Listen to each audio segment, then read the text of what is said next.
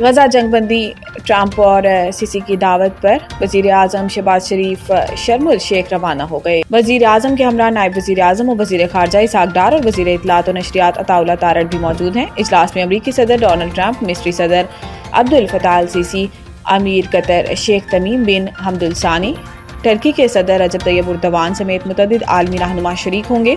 وزیر اعظم شہباز شریف دیگر ممالک کے رہنماؤں کی موجودگی میں غزہ امن معاہدے پر دستخط کی تقریب میں خصوصی طور پر شریک ہوں گے۔ یہ اجلاس صدر ٹرمپ، وزیر اعظم شہباز شریف اور عرب و اسلامی ممالک کے رہنماؤں کی ان کوششوں کا تسلسل ہے جو انہوں نے اقوام متحدہ کی جنرل اسمبلی کے موقع پر غزہ میں جنگ بندی کے لیے کی تھی۔ اس موقع پر جاری کیے گئے مشترکہ اعلامیے میں وزیر اعظم شہباز شریف سمیت متعدد ممالک کے سربراہان نے امریکی صدر کے پیش کردہ غزہ میں پائیدار امن، ترقی اور انسانی تحفظ کے منصوبے کا خیر مقدم کیا۔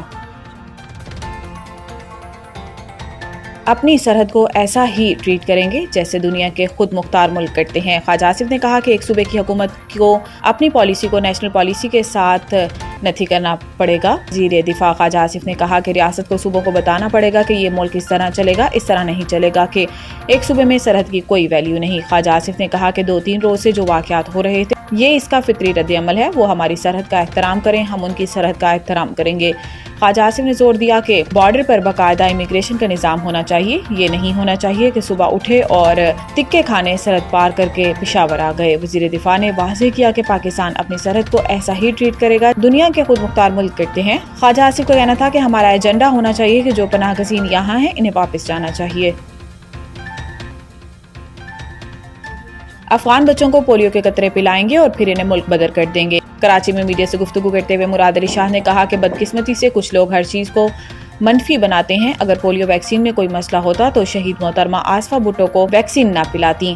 علماء کرام اور ساری سماجی شخصیات سے درخواست ہے کہ انسداد پولیو مہم میں کردار ادا کریں۔ انہوں نے کہا کہ پولیو کے قطرے پلانے سے انکاری والدین کے لیے چیف منسٹر ہاؤس میں سیل قائم کیا گیا ہے۔ سیل میں تمام تر ڈیٹا ریکارڈ کیا جائے گا اور پھر ان والدین سے رابطہ کیا جائے گا۔ کوشش ہوگی والدین کو آگاہی دی جائے اور پولیو کے قطروں کی اہمیت سمجھائی جائے۔ وزیر اعلیٰ کا کہنا تھا کہ پولیو وائرس صرف 2 ممالک میں رہ گیا ہے۔ ہمارے لیے شرم کی بات ہے کہ ہم پولیو وائرس کو آج تک شکست نہیں دے سکے۔ افسوس کے ساتھ رواں سال صوبے میں پولیو کے 9 نئے کیسز رپورٹ ہوئے۔ مراد علی شاہ نے مزید کہا کہ انسداد پولیو کی ہفتہ وار مہم سراب گوٹ میں بھی بھرپور جاری ہے۔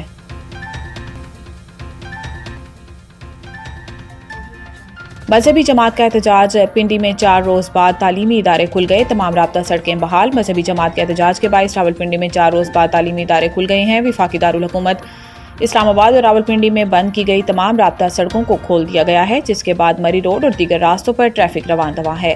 دوسری جانب راولپنڈی مری روڈ پر دکانیں اور تجارتی مراکز بھی کھل گئے ہیں، تاہم مری روڈ سے فیض آباد جانے والا راستہ اور راولپنڈی اسلام آباد میٹرو بس سروس بھی بند ہے۔ ادھر I J P road, double road expressway traffic کے لیے بحال کر دی گئی ہے، جبکہ راولپنڈی سے ڈبل روڈ 9th ایونیو راستہ کھول دیا گیا ہے۔ راولپنڈی اور اسلام آباد میں موبائل فون اور ڈیٹا سروس بھی بحال کر دی گئی ہے۔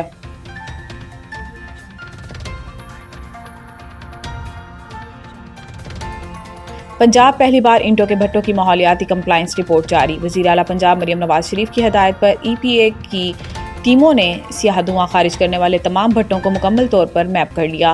حکام کے مطابق اب تک کسی بھٹے کو سیل کرنے، مسمار کرنے، جرمانہ عائد کرنے یا FIR درج کرنے کی ضرورت پیش نہیں آئی۔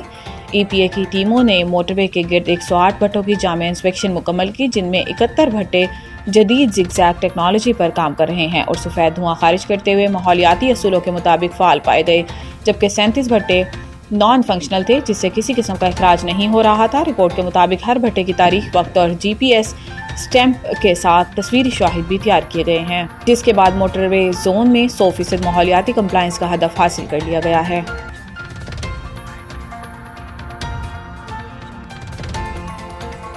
شکاگو میراتھن 2025 پاکستانی رنرز کا ایک بار پھر متاثر کن کارکردگی کا مظاہرہ۔ اس ورلڈ میجر میراتھن میں دنیا بھر سے 53,000 سے زائد رنرز شریک ہوئے، جن میں پاکستان سمیت امریکہ، برطانیہ، ناروے، متحدہ عرب امارات اور دیگر ممالک میں مقیم پاکستانی اور پاکستانی نژاد رنرز بھی شامل تھے، جنہوں نے عمدہ کارکردگی کا مظاہرہ کر کے نہ صرف پاکستانی بلکہ ملک اور قوم کا نام بھی روشن کیا۔ پاکستانی نژاد امریکی رنر سید علی حمزہ نے شاندار کارکردگی دکھاتے ہوئے سب 3 فنش کیا۔ انہوں نے 2 گھنٹے 55 منٹ 14 سیکنڈ میں فاصلہ طے کر کے ایونٹ میں شریک تمام پاکستانی رنرز میں سب سے زیادہ تیز ہونے کا اعزاز حاصل کیا۔